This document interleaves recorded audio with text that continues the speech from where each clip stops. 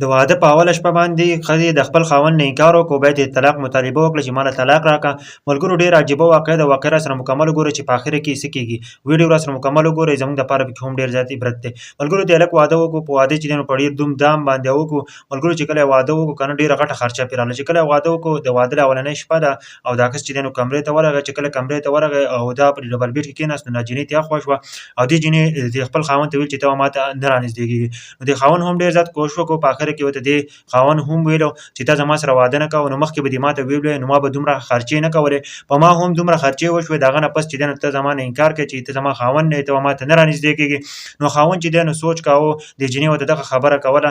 د هغه نه پس چې دی نو د خاوند باندې خواله هم راغله، ځکه چې په هغه دومره غټه خرچه وکړله او ښځه چې دی نو ښځه ته انکار کوي چې ته زما خاوند نه یې او ښځه ته یې طلاق مطالبه وکړه چې ما له ته طلاق راکړه. د هغه نه پس چې دی نو د هلک چې دی نو سوچ وکړو که نه، چې خپلې ښځې ته یې وویلو وایي ستا په زندګۍ کې څوک و؟ نو دې جینۍ ورته ویل چې هو زما په زندګۍ کې یو کس و او زما هغه خوښ دی او هغه یې زه خوښومه. د هغه نه پس چې دی نو د خاوند ورته ویل چې هغه څوک دی؟ نو دې ورته ویل چې زما د تره زوی دی او زما ډېر زیات خوښ دی او زه یې هم خوښه یم.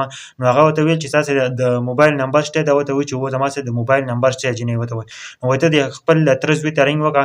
نو چې دا خپل د تره زوی ته رنګ کوي، یو پیر ورته رنګ وکړي نو هغه چوت نه کېږي. چې کله په دویم پیر ورته رنګ وکړي نو دغه د تره زوی چې دی نو چوت کړي.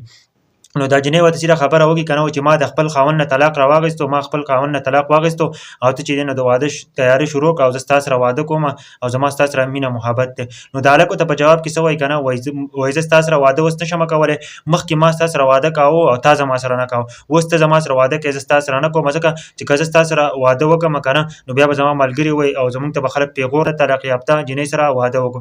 د هغه نه پس چې دی نو هغه هلک پسې موبایل بند کړو. د هغه نه پس چې دی نو دې خپل خاوند ته چې دی نو وکتل او په ژړا شوله، په خپو ورته پرېوته چې ما نه غلطي شوې ده، زه بیا چېرته هم داسې نه کوم، ما خو په هغه باندې یقین کوه. د خاوند ورته ویل چې ما تاله مخکې هم طلاق درکولی شو، خو نن سبا په دې خلکو باندې اعتبار نه دی پکار، په دې نن خلکو نه دا ډېر زر بدلېږي، نن یو څه وایي نو سبا بیا بل څه وایي. نو بلکل چې دی نو خاوند چې دی نو هغه له طلاق ورنه کړو. نو زمونږ ټولو ته دا خواست دی که نه چې چېرته هم داسې غلطیانې په زندګۍ کې مه کوئ. که چېرته داسې غلطۍ وشي نو ګوره به ټوله زندګي ستاسو تباه او برباد شي.